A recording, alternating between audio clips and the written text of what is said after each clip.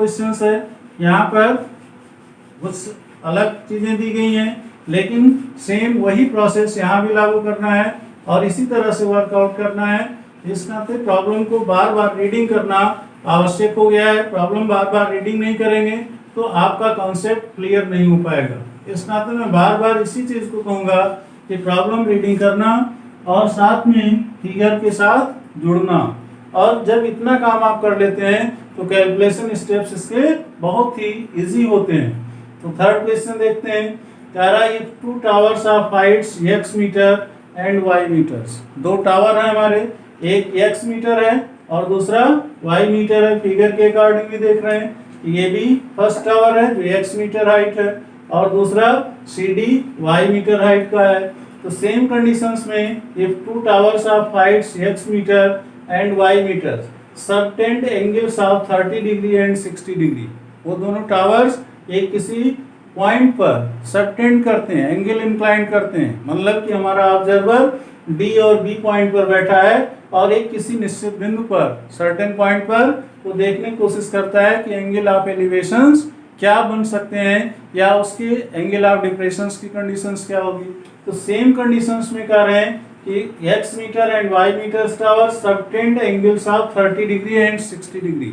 अब यहाँ से वो सीधे कह दिया सबटेंड द गिवन एंगल, लेकिन हमारा ऑब्जर्वर चूंकि अपर पोर्शन पर है, ऊंचाई पर है, इस नाते यहाँ एंगल ऑफ डिप्रेशन ही बनेगा और वो एंगल ऑफ डिप्रेशन यहाँ पर दिखाए नहीं है। इसको सामान्य तौर पर इस तरह से दिखाना चाहिए कि ये 30 डिग्री एंगल है और इसको फिर वही पैरेलल लाइन एंगल के अकॉर्डिंग 30 डिग्री में अल्टरनेट इंटीरियर एंगल के रूप में कर लिए। और दूसरा जब यहाँ से देखने की कोशिश करता है तो यहाँ 60 डिग्री एंगल है, इसको भी वही पैरेलल लाइन फीचर्स के अकॉर्डिंग ये काउंट कर ले रहा है। ठीक है, अब यहाँ जो कि x यूज कर चुके हैं, इस नाते यहाँ पर एक बिंदु को वो कर दीजिए, दूसरे को m कर दीजिए एंगल को एनालिसिस करने के लिए। फर्स्ट पॉइंट में हमने वही सीधे कहा कि एंगल OBE आपका एंगल ऑफ डिप्रेशन 30 डिग्री बनेगा, तो वो किसके इक्वल हो जाएगा, एंगल BEA के। एंगल BEA जो आपका अल्टरनेट इंटीरियर एंगल होगा। तो alternate interior angle parallel lines के अकॉर्डिंग सेम कंडीशन में एंगल MDE की वैल्यू 60 डिग्री है जो एंगल ऑफ डिप्रेशन है और वह एंगल ऑफ एलिवेशन इसमें कन्वर्ट कर देगा अल्टरनेट इंटीरियर एंगल DEC के द्वारा। तो यही सेम चीज आपको यहाँ पर भी नोट करना होगा, क्योंकि इसके बिना प्रॉब्लम अधूरा माना जाता है। तो आप सीधे रिपोर्ट कीजिए in figure angle OBE is equal to 30 degree और that is equal to alternate interior से कंपेयर कर दीजिए angle BEA, that is equal to angle BEA, क्योंकि वो टास्क पॉइंट E है और E इन दोनों डिस्टेंस का जो हमारा डिस्टेंस AC है उसका मिड पॉइंट है। तो मिड पॉइंट होने के कारण A से E की डिस्टेंस भी है मीटर या 1 किलोमीटर, जो भी मान लें वो कोई भी यूनिट में हो सकता है। सेम वही E से C की भी दूरी है, मीटर में दे रहे हैं तो मीटर में आप मान लीजिए। तो कहने का मतलब कि AC का मिड पॉइंट हमारा क्या है, AE है।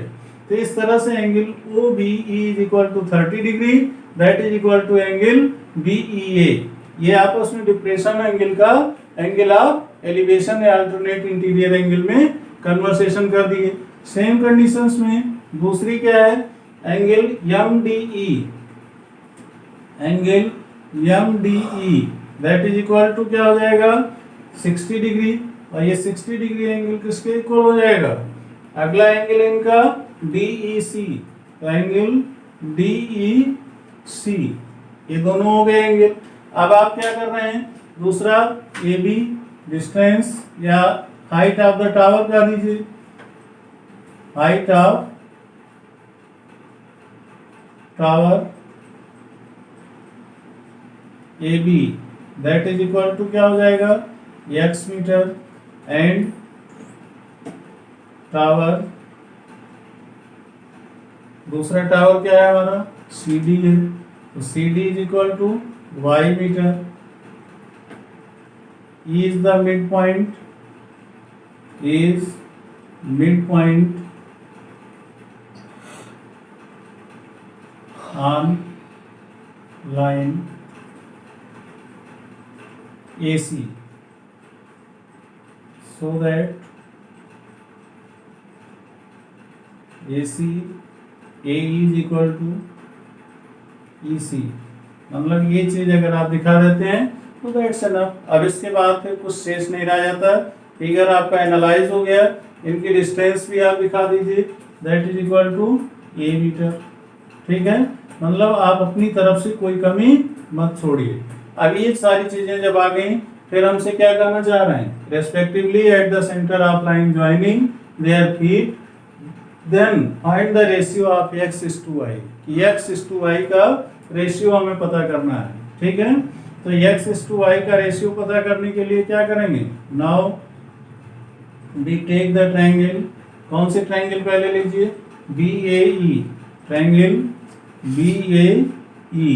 इसके अकॉर्डिंग tan 30 डिग्री, तो tan 30 degree is equal to क्या हो जाएगा, परपेंडिकुलर अपॉन बेस। तो ये वैल्यू क्या है परपेंडिकुलर की, BA है अपॉन AE। तो BA upon AE is equal to क्या हो जाएगा, x metre upon A metre. तो x अपॉन A के रूप में आ गया। tan 30 की वैल्यू क्या आती है, 1/√3, that is equal to x upon A। आपको x और y का रेशियो लेना है, इस नाते x के टर्म में वैल्यू चाहिए। तो x इज इक्वल टू क्या हो जाएगा, a upon √3। This is the first equation. पहला ट्रायंगल हमने एनालिसिस कर दिया। अगेन दूसरे ट्रायंगल को लीजिए, तो अगेन में दूसरा ट्रायंगल क्या आ जाएगा, ट्रायंगल यहाँ से DCE, ट्रायंगल DCE।